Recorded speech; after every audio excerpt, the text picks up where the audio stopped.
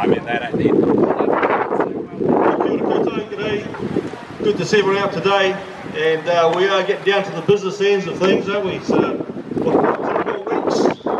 more weeks of the election, and it's great to see folks out here to I'm going to say the bitter end, hopefully a glorious future, hopefully, eh? That's what we're here for. And Adam and Fiona indicated that, at the bottom of the heap, these protests have already been giving up precious time on Saturdays and putting ourselves out there because we know what's going on. We understand where things are going. We know and appreciate the masterful, deceitful advance of insidious politics that's been working to undermine our human rights, our Bill of Rights, our freedoms. It's insidious, like the old frog in the pot. Everyone knows the frog in the pot illustration. You put a frog in a boiling pot of hot water, it leaps straight out. If you stick a frog in a pot of cold water and you just slowly tune up the heat, little bit by little bit, the frog boils to death in that same water. And that's what we've been going through as a nation, haven't we? Insidious, sneaky politics, just little by little, systematically undermining our human rights, our freedoms, and probably one of the most precious and critical freedoms we have is the freedom to speech. And as our New Zealand Bill of Rights says, the freedom to access information. How's that working for you? How free are we to access information today? You've got Google, you've got Twitter, you've got YouTube, and they've all been sanctioned. Since the whole climate change narrative, which has kind of taken a backseat to COVID, but since the climate change narrative, there's been a global partnership amongst media and governments only to report one perspective. And if you have another perspective, yeah, you're deemed as crazy, you're deemed as a nutty, you're deemed as a hater. And that's just been maximised, hasn't it, with the COVID thing. Again, we see social media, we see mainstream media together, collaborating together to ensure us to do their best effort that there will only be one government-endorsed source of truth. So your ability to access information, as our Bill of Rights says, without interference, quote or unquote, has been so well, regardless of where you sit on any of these issues, or against, in the middle of the road, you should be concerned that our ability and our right to disagree and have a different perspective as adult New Zealanders is being robbed from under us. And that's turning us into a truly socialistic communist kind of a state of some kind of nature and description. So anyway, I'm encouraged to see you here today. We've got 2 weeks to go. Next week is a big day. It's a time to come together and celebrate. Come together and celebrate your hard effort, your heart, your mind, that you have not been like those who are so happy to just exist in the matrix, that you have stood up, you've spoken up, you've come out on your precious Saturdays and given your time, not just to make an impact on the government, to, more importantly, I feel, right here, right now in this place, make an impact on each other. Because it's lonely, isn't it? It's distressing when you put yourself out there. And you guys have been a personal source of strength and encouragement to me in ways that you'll never know. And I trust and hope that we've been there for each other. And so come next week, we're going to celebrate, we're going to have some speakers, and you might even find a burnt sausage to wrap around some bread, tomato sauce and some drinks or something. But let's come and make it a big day and celebrate our commitment together as a team, as a family. Folks, last week I started going on about the reality that we need to remember some things. Today is the first day of voting, isn't it? Voting starts today. And you know, in the process of time, it's easy for us to forget things, isn't it? 2 years rolls over, the first year government, the government comes out kicking. They put in place all their aggressive policies and legislations. And they hope that over 2 years, as time passes like water under a bridge, you will forget. You will forget the atrocities of the last 2 years. And you will be wooed and wowed with the trinkets of trifle promises of election campaigning. Are you hearing them today? You're hearing all the amazing promises and trinkets that have been offered to you to bedazzle you and intoxicate you and make you forget about the atrocities. Well, I'll tell you what, some of these are real deal breakers, aren't they?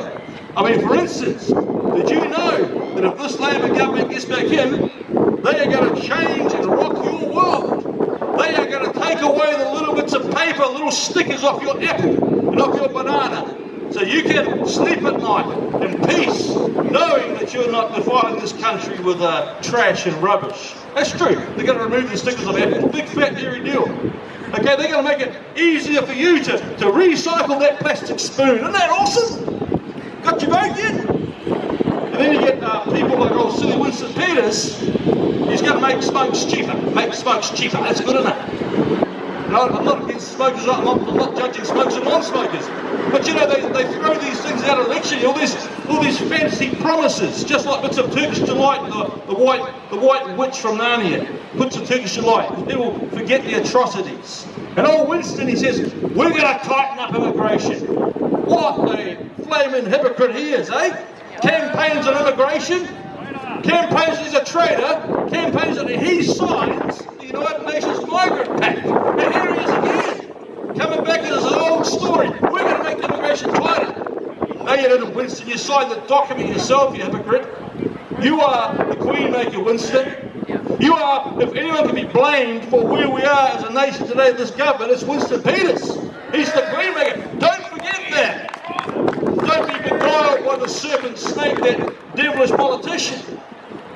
But sadly enough, it just saddens me that there's a lot of Kiwis that would rather live in the Matrix today. They would rather live in the Matrix in a deluded world that everything's just all fine and dandy and good, rather than wake up and realise where we're going and how we're getting there. Do you notice that things are simmering down right now?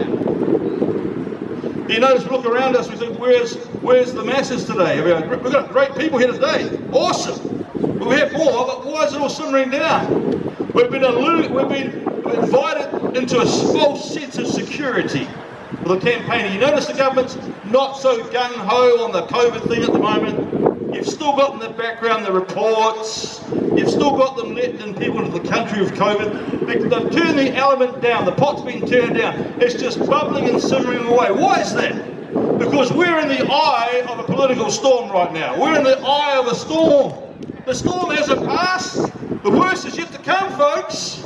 But there's this cooling down, this simmering down, because the government wants to lure you into a false sense of security that everything's all right. This is just campaign time. This is just a time of lovely smiles and selfies and empty promises. But when this election is over in 2 weeks and we're stuck with this government again, God forbid, there's going to be hell on earth in this country. They're going to bring out their Gestapo against the people who've been speaking up and standing up, people like you and I.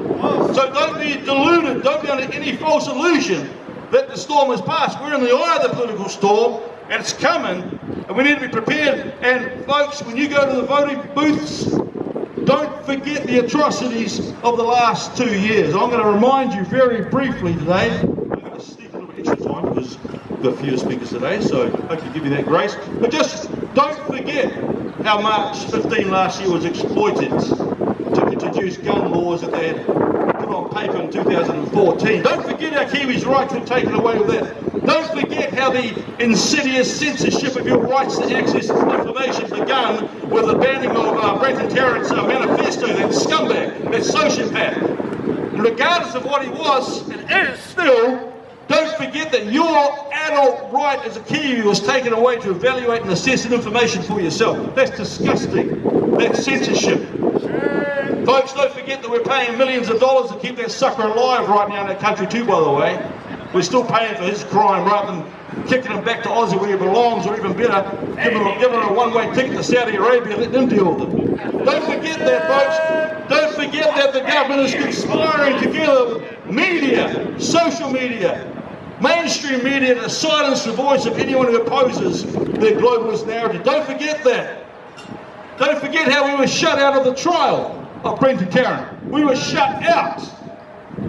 We deserve to know what was going on. We should have been involved in that, had an understanding. More censorship. Don't forget it. Don't forget how that tens of millions of dollars are still wasted, being thrown into the United Nations carbon tax bin, while Kiwis are suffering on waiting lists for surgery, while homeless are on the streets, while there's abuse and issues in this nation. Tens of millions of dollars are still being thrown away in carbon credits. Don't forget that, because they want you to.